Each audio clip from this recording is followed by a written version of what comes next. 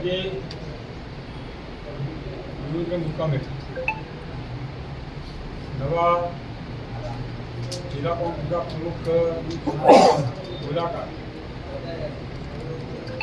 કે કાલે વધુ નરસિંહ મને મોડો ફોન આવ્યો કે અભિશ્વરી કહેતો હતા મારે બીજા મુલાકાત લેવી કે મારે મોડી ચર્ચા સી આમ તો એમ જેવી હતું કે એક સરપંચ આવે એવા બધા લેતો પચીસ સરપંચ બધા પણ એક બે પણ સરપંચની જોડ પણ કરવાનું થઈ છે આમ કે રાતે અમારે બધો મોડી વાત છીએ આમ છતાં તમે બધા ખૂબ હાજરા અને આપણા નવી પ્રમુખશ્રી ગુલાબસિંહ રાજુ આપણા બનાસકાંઠા એમપી અને આખા ભારતમાં આપણે નોમ સેવા ગેરીબેન ઠાકોર અમારા એક ગામમાં સરપંચના ભૂગા બોલાવીને નકર ધાર દેવું પડે મારું આપણા નરસિંહભાઈ ગોદાબા બાવળજી મમતા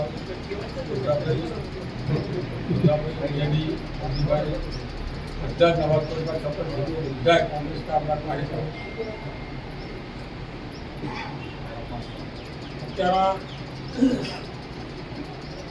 આપણે આમ જોવા જઈએ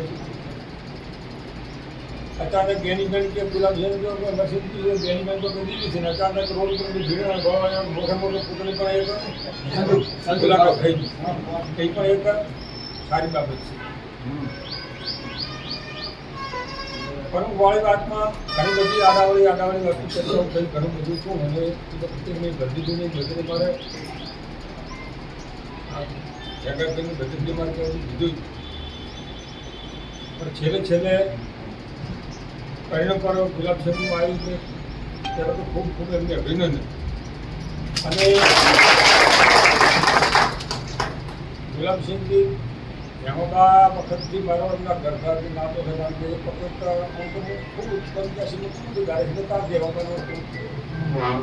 પણ આ એક વખત શંકરસિંહ બાબુની મિટિંગ હતી અમારા આજે સ્વરાશી હેમાબાદ બધા આવ્યા એટલે હેમાબાદને એમ તો એમ ખરું કે દેશી પેટ્રોલ બધા ભાજપમાં મુકુટની બાજુ બેઠો હતો મુકુટી બેઠો હતા ખુરશીમાં હું બેઠો કોઈ મને ક્યાં સંસ્થા કીધું સંસ્થા અમારા સમાજની દેશી તો મારો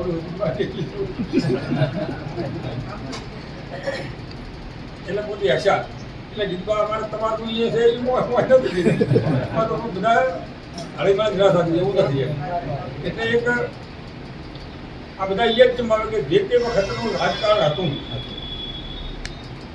એના ખોદવાનું રાજકારણ ચોટલી પતી જાય એટલે લોકો એમ કરતા કે હવે બધીને હળી મળીને રહેવા અત્યારની આજની રાજકીય નીતિ એવી થઈ ગઈ છે કોઈ પણ વ્યક્તિ જો તમે જો કદાચ થોડો કે વિરુદ્ધ એ ગાઉથી પોતાનો હોદ્દા પર રહેતા હોય તમારું કોઈ ના બને જૂના માણસોને એવા પ્રકારના હતા કે એ વાત નહીં કરતું ભૂત કાગળ ફાળતો પોતાનો ઘણી વખત તમને હું જોયું કે તમે ગમે એટલો કોમેન્ટ લો તો ચાલો કોમેન્ટ મારતું એટલી બધી નેતાઓની નીતિ હારી એટલે એને કારણે આ તો અત્યારે ભાજપ કરે છે કોંગ્રેસ કર્યું હોત તો ભાજપ દુનિયામાં જીતતું જ ના હોય પણ કોંગ્રેસી ધારે ખૂબ માનવતા રાશી એને કારણે કોંગ્રેસને વાત ભોગવવાનો ભાવ પણ ધીરે કરતા અત્યારે તમે બધાએ આખો રેસ્ટોરન્ટ ભરાઈ ગયો છે બધા મિટિંગમાં હાજર હતો એના ઉપરથી એમ લાગે છે કે હવે કદાચ થોડો ગેસ છે કોંગ્રેસ બોલતું પણ થાય અને ખૂબ તમે બાંધતો હોય ભગવાન આગળ પ્રાર્થના કરી કરો તો ખૂબ કરો ભગવાન એમ કરે કે આ મીટિંગ મેલે બધા જીવન પહોંચાડો ને પાછો